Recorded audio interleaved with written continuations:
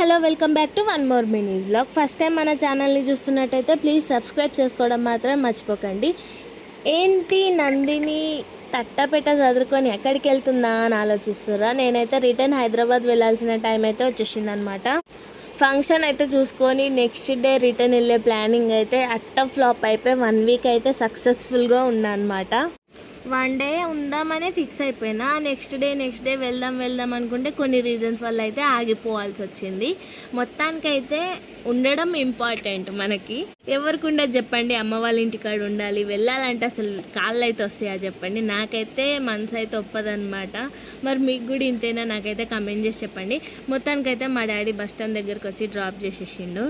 Evening అయితే 5:30 అవుతుంది. Sunset చూడండి, వ్యూ అయితే మస్తు అంటే మస్తు ఉంది ఈవినింగ్ టైంలో. నాకు మా రితుకి ఇదైతే ఫస్ట్ జర్నీ అనమాట. ఇలా evening time Khammam to Hyderabad. మంచిగా అనిపించింది. మధ్యలో వర్షము, విండో సీటు, ఆ ఫీలింగే వేరు కదా. ఇక్కడైతే మా రితు ఏమో ఆలోచిస్తుంది పాపం.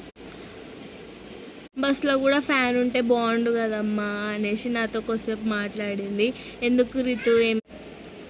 ఎందుకు రితు ఏమైంది అంటే ఉబ్బరిస్తుందమ్మా అనేసి అంటుంది. మరి ఫ్యాన్ ఎక్కడ పెడదామా అంటే ఒక పైన పెడదాం మమ్మీ అని చెప్పేసి అయితే చూపిస్తుంది అనమాట. అంటే అప్పటికి బస్సు ఇంకా స్టార్ట్ కాలేదు. అందుకే కొంచెం ఇక మధ్యాహ్నం ఫుల్ ఎండ. ఇక బస్ స్టాండ్లో ఎట్లుంటుందో తెలిసిందే కదా. ఇక బస్సు స్టార్ట్ అయిపోయాక తన హ్యాపీనెస్ అయితే వేరే లెవెల్లో ఉంది.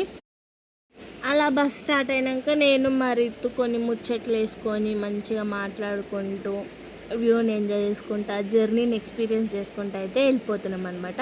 సన్సెట్ అయితే లైవ్లో చూస్తే మస్తుంది. వీడియోలో అంత క్లారిటీ లేదు కానీ నాకైతే మంచిగా అనిపించింది.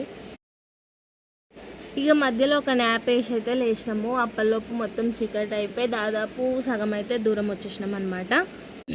ఇక వర్షం స్టార్ట్ అయిపోయింది. మా రితుకి ఏం దుచ్చక నాతోటి అయితే గేమ్ ఆడుతుంది అనమాట. వీడియో నచ్చితే లైక్ చేయండి, షేర్ చేయండి, సబ్స్క్రైబ్ చేసుకోవడం మాత్రం